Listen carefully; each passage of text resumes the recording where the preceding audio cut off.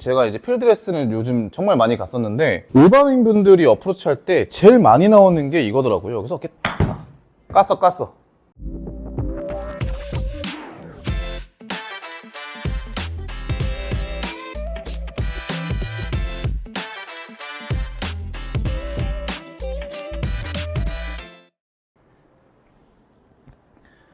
안녕하세요, 강상원 프로입니다. 오늘 가지고 온 레슨 주제는요, 일반 아이언 스윙과 어프로치를 했을 때 어떤 차이점이 있는지, 그 차이점 중에 제일 중요한 부분을 설명을 드리고자 이렇게 레슨 영상을 찍게 됐는데요. 초보자분들은 보통 7번 아이언으로 시작을 해서 드라이버도 배우고 다 배우긴 하지만 어프로치를 처음에 제대로 배우지 않고 스크린을 간다든지 아니면은 필드를 가실 수도 있고요. 가셔서 그냥 풀스윙 하는 비슷한 스윙으로 그냥 7번 아이언 치듯이 그런 스윙으로 약간 축소판을 만들어서 반스윙을 한다든지 3분의 1 스윙을 한다든지 이렇게 해서 어프로치를 그냥 하시는 분들이 좀 계시더라고요. 그래서 어프로치도 사실 레슨을 원래 무조건 받으셔야 되는데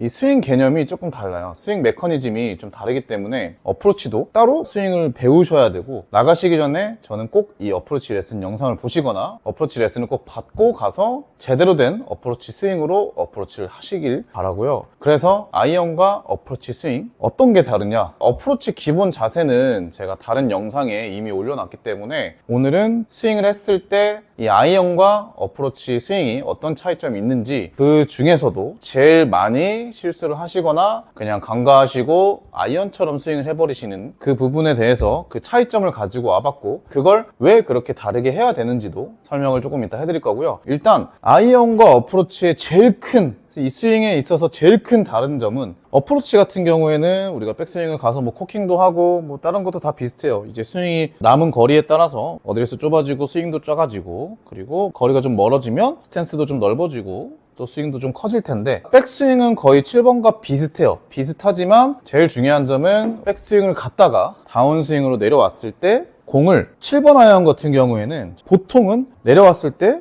어느 정도 릴리스가 무조건 들어가게 돼 있어요. 7번이든 6번이든 9번이든 우리가 풀스윙을 하게 됐을 때 이 풀스윙 메커니즘에선 릴리스가 꼭 필요한 동작이기도 하고요. 워낙 빠르게 오다 보니까 이 레깅이 들어가면서 샬로잉이 들어가기 때문에 자연스럽게 채가 일단은 오픈되어 있는 상태에서 끌려오게 돼 있고, 그대로 지나가 버리면 완전히 오픈되어 있는 상태에서 공이 오른쪽으로 가겠죠. 그래서 레깅과 샬로잉을 다 한 후에는 릴리스가 자연스럽게 들어가면서 이제 피니시까지, 팔로우까지 올라가시는 건데, 이 어프로치의 개념은 조금 달라요. 일단 어프로치 같은 경우에는 이걸 생각하시면 돼요. 아이언을 칠 때는 우리가 파워를 내기 위함이라고 생각을 하시면 돼요. 간단하게. 드라이버도 마찬가지고요. 우리가 풀스윙이라고 하는 스윙 자체는 물론 방향성도 생각을 해야겠지만, 예를 들어서 7번을 쳤을 때 내가 150m가 간다 그러면 그 거리가 일관성 있게 나와줘야 되고, 그렇기 때문에 우리가 풀스윙이라 함은 힘을 많이 줘서 공을 때리고 휘두르는 스윙이라고 생각하시면 되는 거죠. 근데 이 어프로치는 있는 힘껏 여기서 손목을 끌고 와서 얘를 풀고, 이 동작이 물론 들어가서도 공을 어느 정도 풀스윙처럼 여기서 이렇게 딱 끊어치면서 칠 수는 있어요. 칠 수는 있는데, 이렇게 하게 되면 제일 큰 문제가 실수를 했을 때, 탑볼을 친다거나 뒷땅을 친다거나 생크론하고, 제가 이제 필드 레슨을 요즘 정말 많이 갔었는데 일반인 분들이 어프로치 할 때 제일 많이 나오는 게 이거더라고요. 그래서 이렇게 깠어. 이렇게 약간 머리를 깐다고도 하죠. 이 공 약간 위쪽을, 그러니까 탑을 때려가지고 이렇게 그냥 공 떼굴떼굴 굴러가고 넘어가 버리고, 20m 치는데 40m 쳐버리고, 10m에서 30m 쳐버리고, 이런 게 좀 많이 나오더라고요. 물론 이제 뒷땅도 치고 생크도 나고 하겠지만, 제일 많이 나오는 거는 흔히 말하는 이 머리 까는 거, 이게 제일 많이 나오시는데, 물론 프로들도 마찬가지고요. 머리를 실수로 때릴 수도 있죠. 때릴 수 있어요. 연습을 많이 해도 때릴 수는 있는데, 일반 어프로치 할 때의 스윙은 서서히 손목이 풀리면서 맞을 때 거의 어드레스보다는 약간 앞서 있겠지만 맞는 순간은 거의 비슷해요. 근데 맞은 직후에는 손목을 좀 붙잡고 이렇게 몸이랑 같이 가는 느낌으로 스윙을 하게 되거든요. 어프로치 스윙을 제대로 배우시게 되면. 그래서 이 일반 어프로치 스윙을 하다가 공의 머리를 때리는, 탑볼이라고도 많이 하죠. 이 머리를 때리는 상황이 나왔다 그러면 제가 한번 머리를 한번 때려 볼게요.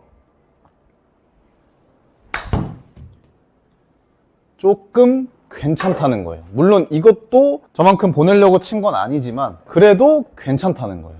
괜찮다는 의미는 당연히 이 공에 말도 안 되게 이런 머리를 까면 여기서 손목에 릴리스를 하든 붙잡고 어프로치 스윙을 하든 똑같아요. 근데 우리가 어느 정도 정타가 아닌 약간의 탑을 쳤을 때 손목을 쓰다가 탑볼을 치는 상황과 손목을 좀 붙잡고 지나가다가 탑을 치는 거랑은 차원이 다르다는 거예요. 제가 올린 기본적인 어프로치 어드레스라든가 그 자세, 셋업을 배우시면 그 자세 자체가 우리가 손목을 쓰지 않고 어프로치를 할 수 있는 자세거든요. 그래서 제가 이유까지 이제 설명을 드렸는데 결국엔 정타를 맞추기 위함도 있지만 우리가 실수로 잘못 쳤을 때 실수가 좀 더 작아진다는 거예요. 이 실수를 줄여나가는 게 이 골프에 있어서 되게 큰 목표라고 생각을 하는데 그렇기 때문에 어프로치 스윙을 따로 배우시고 일반적인 풀스윙을 줄여서 어프로치 스윙을 하시면 안 된다는 거예요. 그래서 우리가 내려왔을 때 이 손목을 탁탁 쓰지 않는 요거에 대한 연습 방법으로는요, 얼라이먼트 스틱 같은 거 있죠.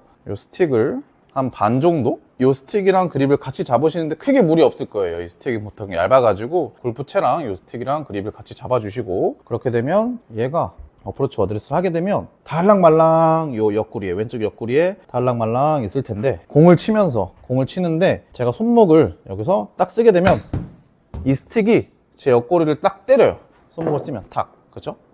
요러면서 일단 내려갔을 때 다운스윙으로 내려갔을 때 손목을 좀 잡는 연습을 하시는데 너무 큰 스윙은 하지 마시고 한 10에서 30m 정도만 한다고 생각을 하시고요. 어프로치 스윙 크기를 너무 키우지 마시고 손목을 좀 잡아놓고 지나갈 때 계속 똑같이 이렇게 옆구리를 때리지 않고 유지만 되시면 돼요.